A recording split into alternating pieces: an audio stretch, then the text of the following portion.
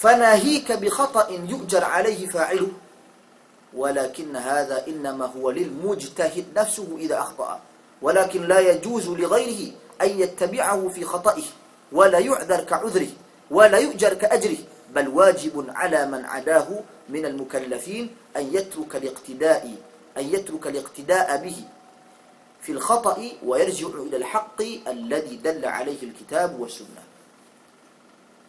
Dan hendaklah kamu ketahui bahawasanya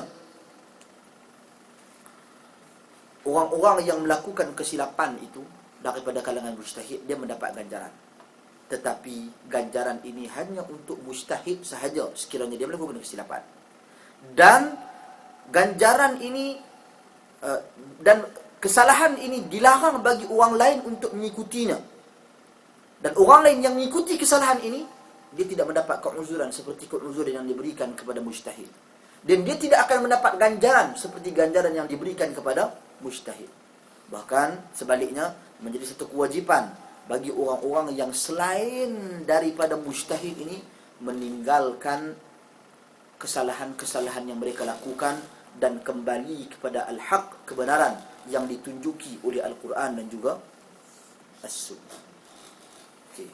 Ni dia cerita panjang. Dia nak cerita kesemuanya satu mukaddimah untuk memberikan penjelasan tentang hukum meninggikan tanah perkuburan, hukum membuat binaan di atas tanah perkuburan. Yang tu yang Al-Imam Syaukani nak cerita, tapi dia mula yang ni dulu. Dia nak memberikan kepada kita prinsip, walau kita tak kira, walaupun siapa pun buat, walaupun di kubur mana, walaupun di masjid mana, walaupun di tempat mana serata dunia, nama kata membina binaan di atas kubur, hukumnya salah. Tak kira siapa pun. Yang tu dia nak bagi nanti, dia nak cerita nanti. Cuma sebelum dia nak cerita yang tu, oleh kerana orang semua berselisih, ada orang kata boleh, ada di negeri ni kata boleh, ada di negara ni kata boleh, ada di masjid ni kata boleh, ada masjid yang buat masuk kubur duduk dalam masjid. Maka dia bagi kepada kita satu guideline dulu, prinsip dulu.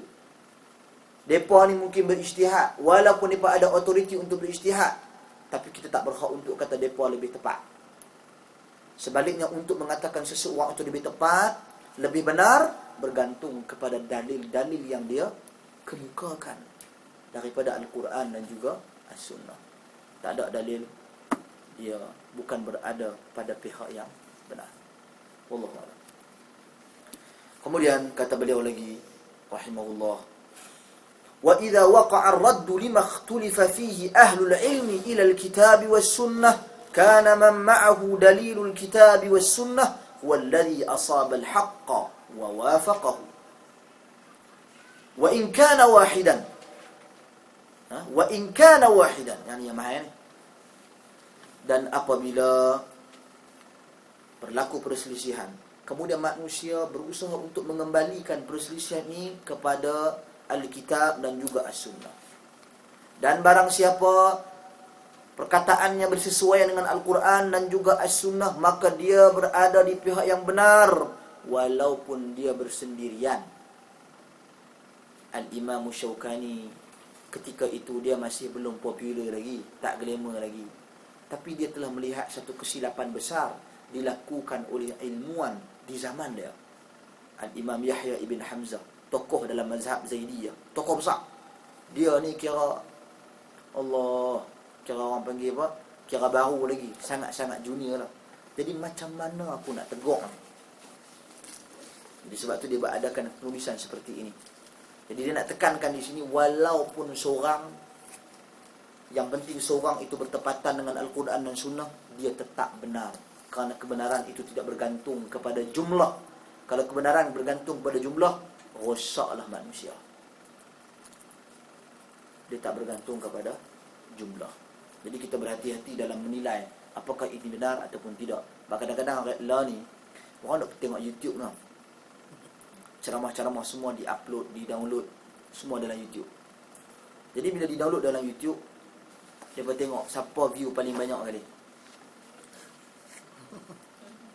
Dia pun tak tengok dah mengajak isi kandungan apa. Ada hak mengajak entah apa entah. cakap popek. Allah, bahasa nanti kita tak nak abang lah. Sembang.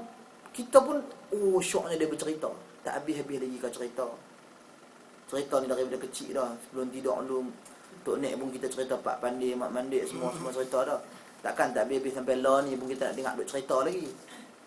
Kita kena ubah, tuan-tuan dan puan sekalian, kepada pendekatan yang bersifat ilmiah. Sehingga kan lah ni, ustaz-ustaz kita yang balik-balik mengaji pun, terpaksa pergi mengajak di masjid, nak kena belajar bercerita juga. Kalau masuk ustaz-ustaz yang mengajak Al-Quran, Sunnah, Hadis, Quran, Sunnah, Salaf, Al-Quran, Sunnah, penjelasan sahabat, Al-Quran, Sunnah, jemu. Dia rasa jemu. Oh, ini problem. Ini masalah. Sewajarnya, tuan-tuan dan puan sekalian, dia bukan bergantung kepada cerita. Dia bergantung kepada nas-nas yang dikemukakan. Kalau satu ketika dahulu, kelas-kelas pengajian ilmu yang dipenuhi dengan penjelasan-penjelasan ilmiah merupakan kelas pengajian ilmu yang sangat diminati. Bahkan orang berlumba-lumba, bahkan orang sanggup berebut-rebut minta izin nak masuk sebab gurunya memilih anak murid. Guru pilih anak murid. Lah ni anak murid pilih. Bila anak murid pilih guru, ustaz ni kurang menarik. Bagi tahu kat pengurusan, reject ah. Tak apa syok.